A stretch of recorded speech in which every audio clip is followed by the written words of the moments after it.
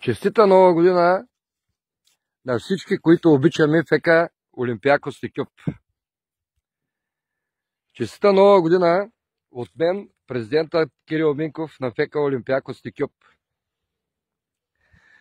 Искам да пожелая на цялото ръководство на клуба, както на всички наши спонсори, без които отборът на Екюп нямаше да може да съществува, защото те умело 6 години обезпечават клуба и да са живи и здрави ще го обезпечават и за напред. Тогава е нашата договорка.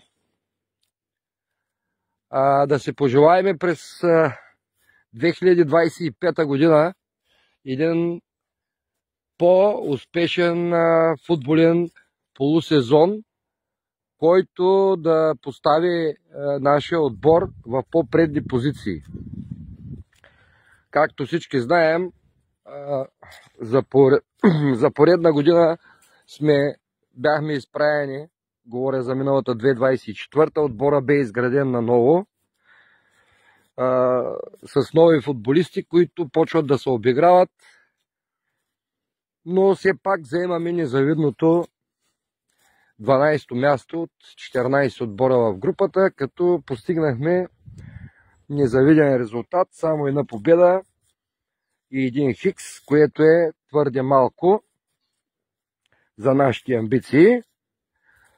Много се радвам да съобщя, че вече имаме нов треньор в лицето на Станимир Антонов, млад мъж, създател на футболна група Юг, главният създател, който има така футболно виждане. Вече са осъществени и първите два нови трансфера. Надяваме се с текущите футболисти, които имаме, и с идващите нови, отбора да придоби желания облик и обиграност, и с обиграност да постигнем по-висок резултат, а именно да се изкачим до 8-9 позиция, дай Боже и 7, където мисля, че не е мястото.